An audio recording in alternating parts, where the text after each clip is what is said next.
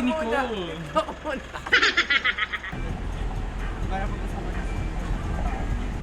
Morning, mom. Morning, mom.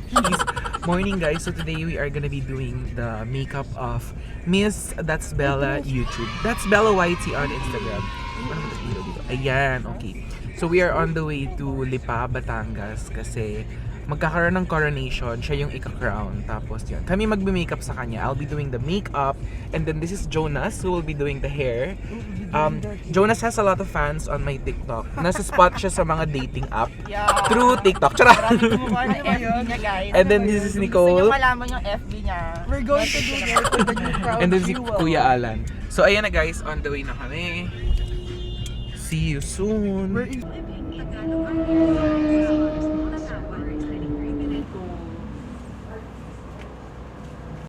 Masyala nung swab dito, may ano, may ano pa, may heart rate. Ang sakit. Bakit may heart rate?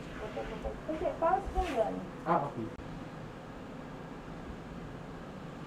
Sure of that. Ikaw si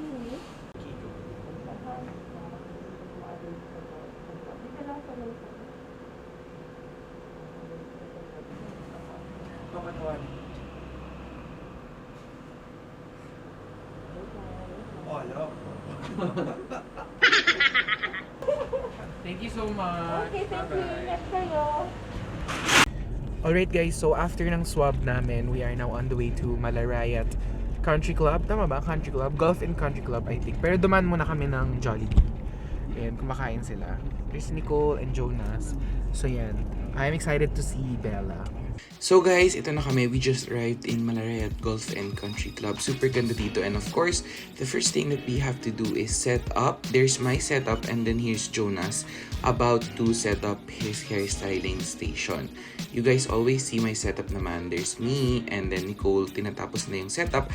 Ayan na yung itsura ng full setup namin. And of course, Jonas has his own table para maganda yung pagkakalatag ng mga hairstyling tools. So guys, we are here now in Malarayat and I am with Jonas. Hi, shout out sa nagbigay nito sa akin. I really appreciate it.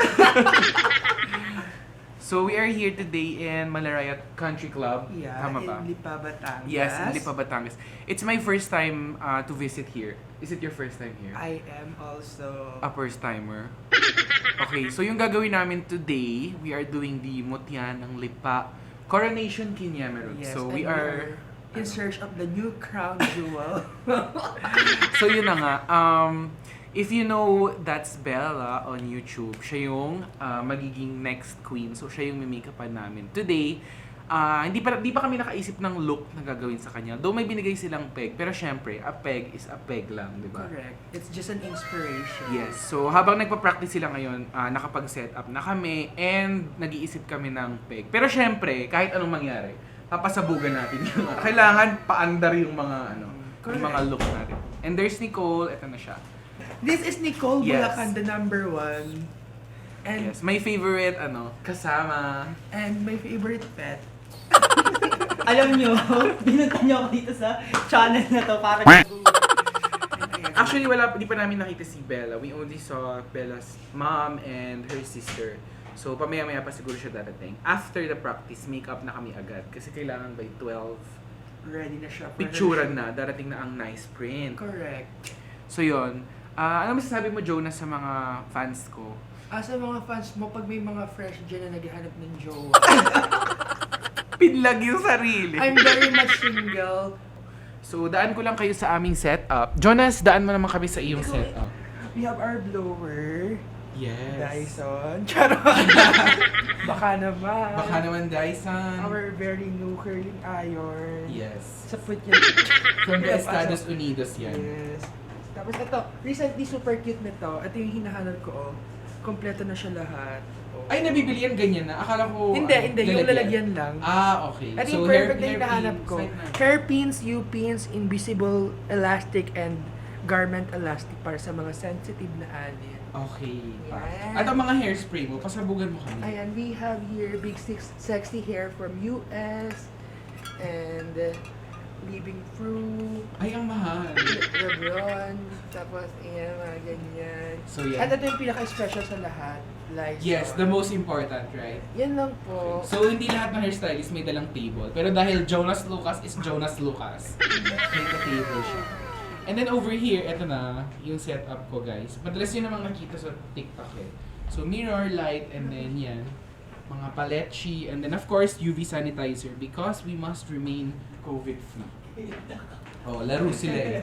And ito po ginagawa namin habang naghihintay sa mga client. Minsan naglalaro lang. May photo ops na nagagawin.